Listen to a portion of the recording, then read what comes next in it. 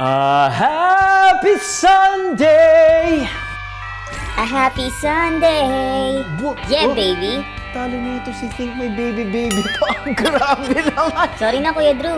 Alam mo naman, masaya lang tayo kasi 15 days na lang, Pasko na. Kaya naman, narito na ang ating amazing stories of the week.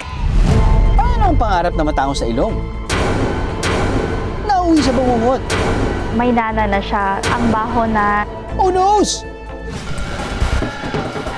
May umahamon kay Black Rider Ruru Madrid dahil arangkada na ang ating Batang Rider. Pag nag-brum-brum ka daw, scared ka ba or not? Not scared daw.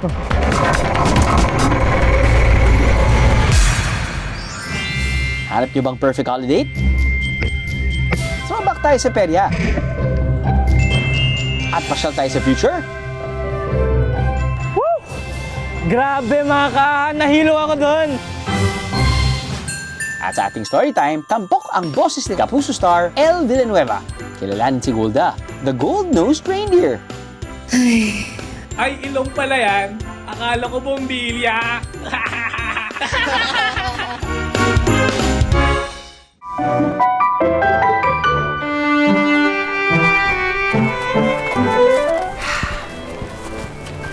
Ganito lang talaga lagi mga eksena namin. Lalo na, isang araw na lang, Pasko na. Busy-busy ang buong barangay ni Santa. Good job, boys! Ayan na nga. Ang mga reindeer ni Santa, nagwa-warm up na bago sila lumipad mamayang gabi.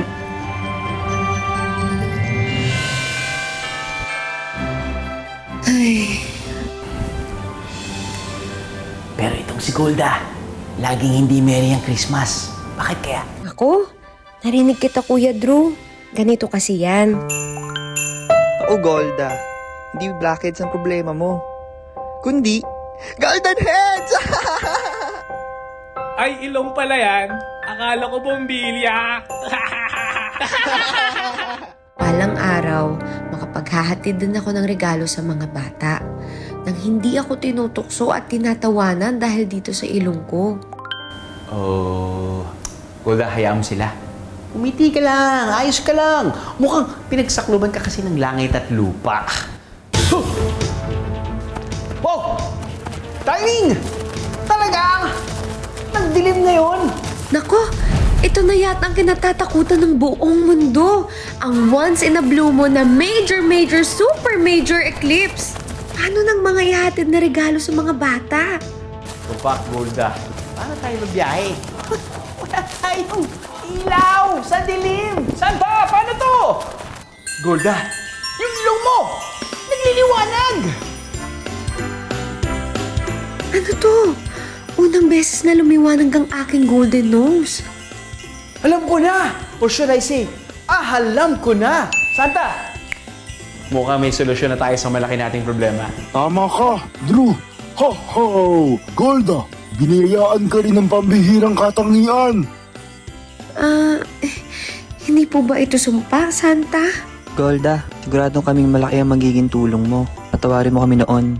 Sa pinakamadilim na gabi, nagliwanag ang biyaya ng golden nose ni Golda. Dahil sa kanyang pambihirang ilong, walang makakapigil sa paghahatid ng saya sa mga bata. Ho, ho, ho! Ho, ho, ho! Maligayang Pasko sa inyong lahat.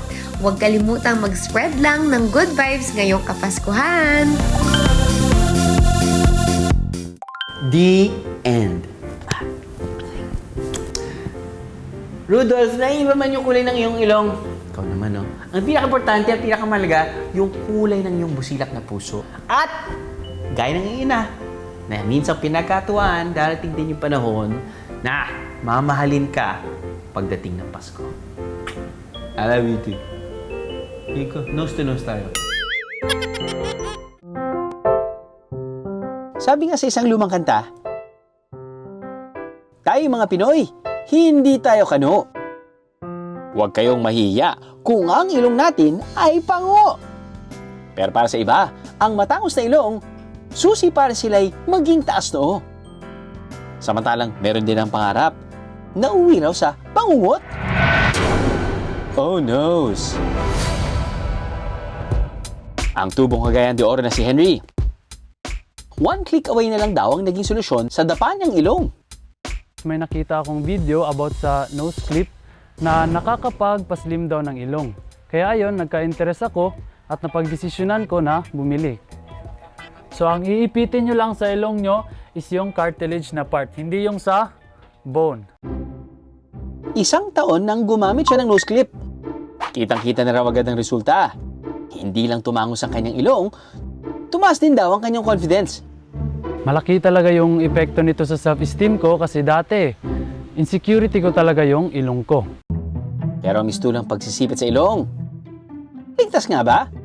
Sa mga bagong gamit like mga nose clip, kasi sabi nila pampatangos ng ilong, wala pang ganun mga studies na ginagamit ang nose clip. Sino ba naman dyan ang sinubukang pisil-pisilin ng ilong para tumangos? O baka naman gumamit na rin kayo ng sipit ng damit? I'm sorry to tell you this mga kaaha, dahil hindi raw effective ang mga ito. Ang talagang proven lang po talaga na nagkakaroon po tayo ng patangos na ilong ay ang ating pong siyensya, yun po ay ang rhinoplasty or nose clip. Mga kaaha, wala naman masama kung gusto nyong ma-enhance ang inyong natural features.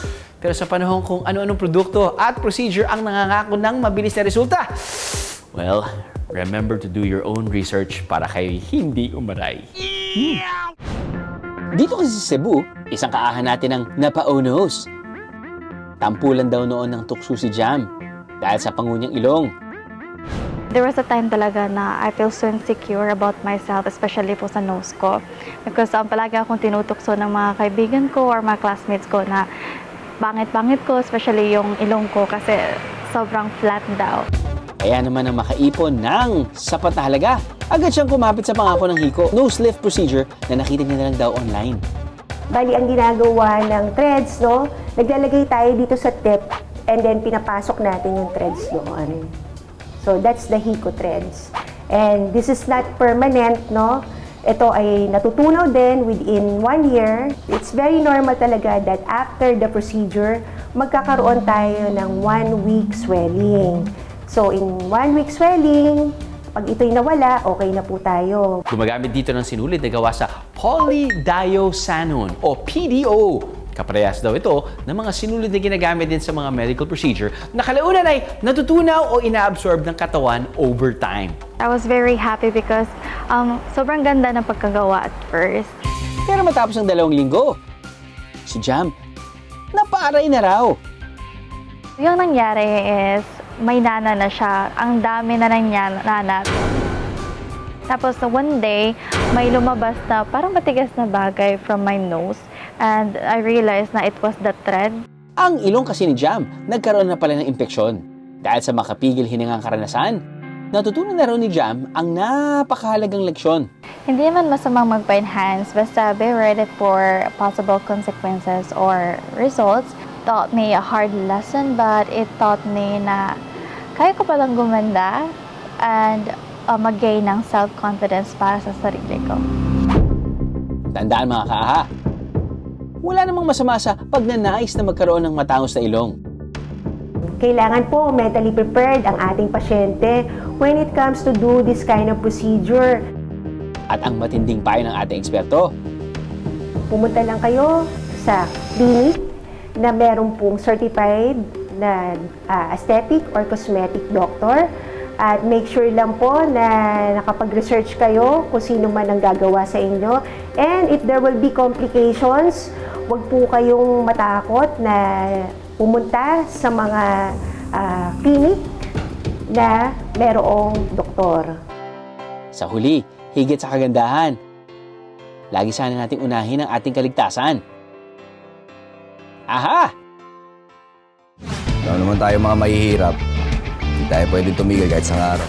Ito yung pinakamahirap so far na project na ginawa ko, maybe because napakaraming skills na kailangang i-apply dito sa project na ito. Amazing, di ba? Yan ang motocross.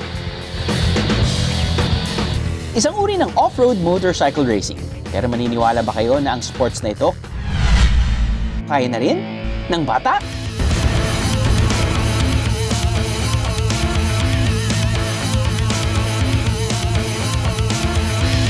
Ang batang ipakikilala namin sa inyo, hindi dapat ismulin. Dahil sa edad na 5 taong gulang lang, umaarangkada na siya sa hobby niyang pagmomotocross lang naman.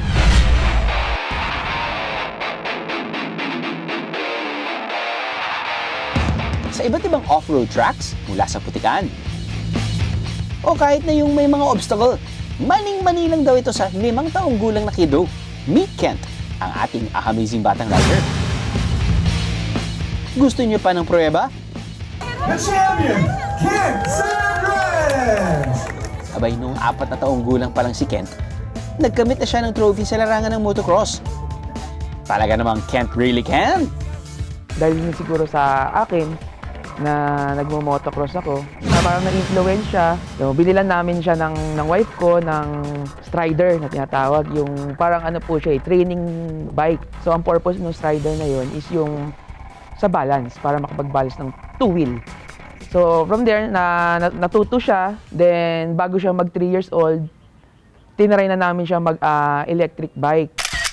5 motocross competitions na ang nilabanan ni Kent at ang lahat na pabilib sa kanyang galing. Nagti-training kami every weekend lang. Siyempre school muna, no? Priority ang education. So second lang ang motocross. Ano daw feel mo pag nag-winner ka? Bigja. No, anong feel mo? Happy ka ba? Yeah, happy daw siya. Pag nag-brum-brum ka daw, scared ka ba or not? Not scared daw. Huwag na kayong magtaka kung bakit napasabak si Kent sa motocross. Ang mga trainer lang naman niya kasi, sino ba kundi ang mga kanyang lolo at tatay na parehong motocross champions? Talaga namang it runs in the family. Nagturo sa akin yung father ko. Ang term na motocross ay mula sa pinagsamang word na moto, meaning motorcycle, at English term na cross-country. Tama ka dyan, Kuya Drew. Pero alam mo ba na sa history, unang naganap ang first ever motocross race sa bansang UK noong 1924. Habang 1970s naman nang maipakilala ito sa Pinas. Walang age limit o age requirement sa pag-aaral ng motocross. Pero sa kaso ni Kent, payag naman kaya agad ang kanyang ina na sumabak na siya sa extreme sports na to? As a mom na overthinker sa family, of course, I was very hesitant at first because motocross is one of the most dangerous sports in the world. Sa kabila nito, may magandang dulot naman daw kay Kent ang pagmamotocross. Para siyang pandemic baby eh. So, nung na-expose siya sa tao, parang medyo nahirapan kami. Naging shy siya, tapos medyo natatakot siya to explore the environment and makipag-friend sa mga people. Pero nung napunta siya dito, hindi na siya naging mahiyain and of course, yung discipline niya sa sarili. Don't worry dahil iba yung pag-iingat din ang ginagawa raw ng kanyang mga magulang para masigurong ligtas ang kanilang anak. So ito yung mga gears ni Kent. Siyempre yung start tayo sa boots. May kneecap siya. Then siyempre yung pants. Then jersey. Then gloves. Elbow pad. Chest protector. Helmet. And then goggles. Sa larangan ng pagmamotocross, ang madalas na ginagamit ay yung tinatawag na dirt bike. Pero para sa tulad ni Kent, PW50 bike ang tawag sa kanyang minamaneho. Pero mukha mong maliit, mabigat-bigat pa rin daw ito lalo na't 5 taong gulang pa lang siya. Ngayong umaga, naabutan namin ng mag-ama sa kanilang pagsasanay. Ang goal ni Kent for today's video, ang makatayo sa kanyang motor ride. Paalala mga kaaha, tanging mga eksperto at may training lang sa motocross na tulad ni Kent at ng kanyang ama ang pwedeng gumawa nito. Stand up! Kaya, huwag na huwag gagayahin. Enjoy lang kayo dyan sa panonood. Humarurot kaya sa mga paandaran na galawan sa motor ang ating batang rider? Sa pinakabagong action serye ng Kapuso Network naman, bida rin ang motorsiklo. Mula sa habulan sa kalsada at pag-aarangkada sa kung saan-saan lugar. Ito ang umatikabong Black Rider. Bad, ano na? Pinagbibidahan ito ng primetime action hero at kapuso si Ruru Madrid. Talaga, Tyson. Alam naman tayo mga mahihirap. Hindi tayo pwedeng tumigil kahit sa araw. Ito yung pinakamahirap so far na project na ginawa ko. Maybe because napakaraming skills na kailangang i-apply dito sa project na ito. From fight training to gun handling to motorcycle. Actually kasi ako talaga gumagawa ng mga stunts ko. So prior to this project, nag-train na rin ako. I guess 6 months before namin i-shoot to. At para masigurong level up at ligtas ang kanyang mga motor stunt, dumaan si Ruru at ilang cast sa matinding pagsasanay. Pero sa mga rep ako dyan, may paalala rin ang ibang cast ng Black Rider sa paggamit ng motor. Iwasan lang natin to violate the rules. Lalo na yung sa bike lane. Unang-una, maliit lang ang bike lane. So, ibigay na natin sa mga nagbibisikleta. Hanggat kaya natin sumunod sa rules, sumunod tayo. Kailangan nila malaman yung discipline sa pagmamaneho sa kalye. Dapat mas more safety din talaga kasi parang every time na magmomotor ka, kalahati ng paa mo nakabound sa lupa. Maraming salamat po sa inyo ha. Kasi meron pa rin ho kaming kuryente ni nanay. Dahil sa kanyang pambihirang galing at kabutihang loob, binihag na rin ni Black Rider maging ang puso ng mga bata.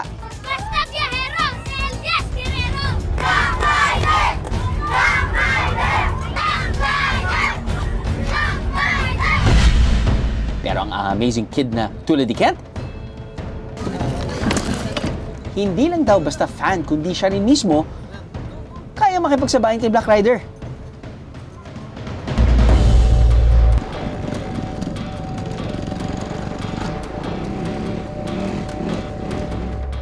Ayun naman pala eh, mukhang sisimula rin sa kanya pagtayo sa bike.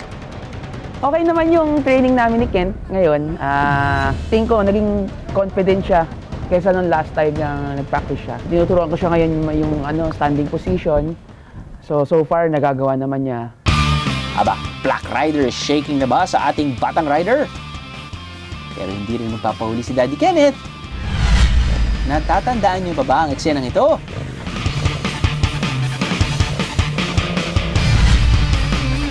Alam niyo bang si Daddy Kenneth ang nag-double kay Ruru sa makapigil-hiningang motor stunt na ito? Nag-start yun talaga. Yung mga kasama artista din, ako yung nag-train sa kanila. Tinuruan ko sila ng mga basic training sa pagmumotor. At para mas ganahan pa ang ating batang rider, may mensahe rin siyempre ang Black Rider himself, ang iyong Kuya Ruru. Hello Ken, this is your Kuya Ruru and nakita ko na talagang at an early age na gustuhan mo na yung pagmumotor. Hopefully talagang pagpatuloy mo lang yan. Of course, lagi ka susunod sa parents mo. Wag mong papabayaan kung ano man yung pag-iingat na sasabihin sa'yo ng magulang mo. Dapat mong sundin. Wag mong pababayaan yung pag-aaral mo. Sa panahon na kinakailangan natin ng mga bayani, pinatunayan ni Ruru, mga delivery rider, at maging ang ating batang rider na walang pinipiling edad ang pagpapakita ng tapang, galing at tibay ng loob. Aha!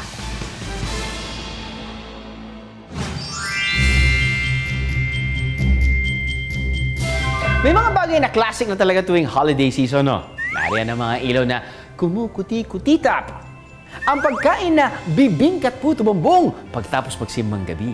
At syempre, ang mamasyal kasama ang pamilya at barkada. Ngayong umaga, sasamahan tayong mamasyal ng Sparkle Tea na si Aidan Veneracion. At i-rate pa niya ang bawat experience niya. O ano, sama kayo sa pamamasyal namin? Ready na ba ang mga paa nyo? Dahil ang ating first stop sa shoe capital of the Philippines. Welcome to Marikina. Nadagsa ngayon sa samot-saring mga pailaw at pasyalan. Kaya naman, samahan nyo ako mga nasubukan at i-rate natin ang mga rides dito. Tara!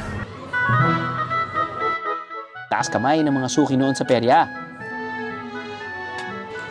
May fun experience din ba kayo sa iconic na Caterpillar? Hindi ito insekto ha, kundi itong mala roller coaster ride na ito.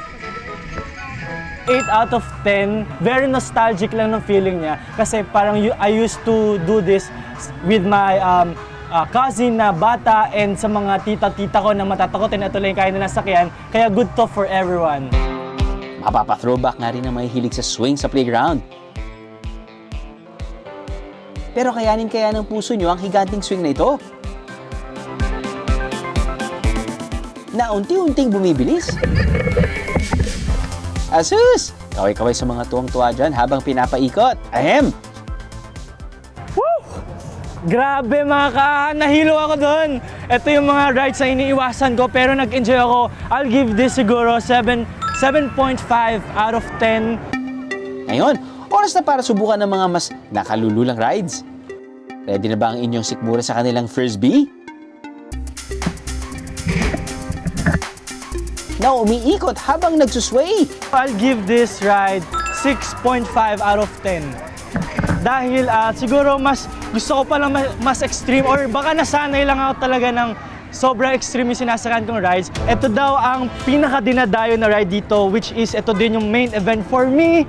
At ito medyo kinakabahan ako na excited kasi naalala ko the last time na nag-ride ako sa ganitong rides, nagsuka ako.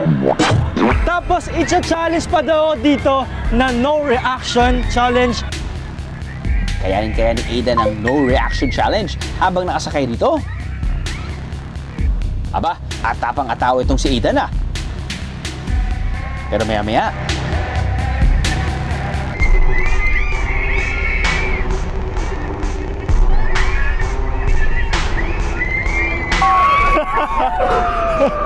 Hindi ko... Wala na, nag-react na ako.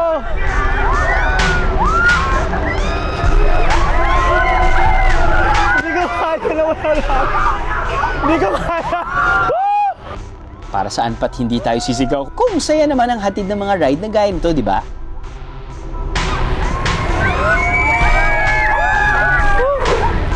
Solid 10. 10 out of 10. Alam nyo bang ang mga Amerikano ang nag-introduce ng perya sa ating mga Filipino noong 20th century? Ang kaibahan nito sa mga amusement park, nakakalas at madaling itayo uli ang perya. From one town to another. Mahigit 2 dekada nang pabalik-balik dito sa Marikina ang peryang ito. At bumibida sila rito mula October hanggang January. Tumbling naman tayo dito sa Cavite, kung saan may bago raw atraksyon na ibibida ang mga Caviteño. Sa isang mall, nakatayo sa alfresco area ang interactive installations na ito. Sa gitna naman, makikita ang 30-foot Christmas trees na binibigyang kulay ng laser lights habang sumasabay sa music. Pwedeng-pwedeng mag-TikTok ang mga katulad kong Gen Z. Sa Shapes of Harmony. Aba, achieved ang K-pop vibes. Gina G ring umaura at rumampa sa Pipes of Positivity na may makukulay na ilaw. Dance to the beat of your favorite song dito sa Drums of Vibrance.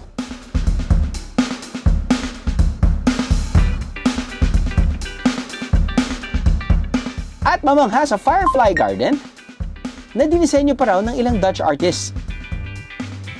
O ha, main character kayo niyan kapag pinost niyo yan sa inyong social media. Samantalang ang Bells of Playfulness, pwedeng sakyan ng mga bisita. And the fresh air, perfect na perfect sa mga family at sa friends. Hindi naman kailangan gumastos ng malaki para makapasyal this holiday season. Mas mahalaga ang quality time na kasama natin ang mga mahal sa buhay. Dahil wala itong katumbas na halaga. Aha! Another Sunday na naman ang nagtapos mga ka-aha. I'm sure marami kayong napulot na fun kaalaman sa mga aginaldo naming Amazing Stories. Kuya Drew, baka naman may aginaldo ka rin sa akin.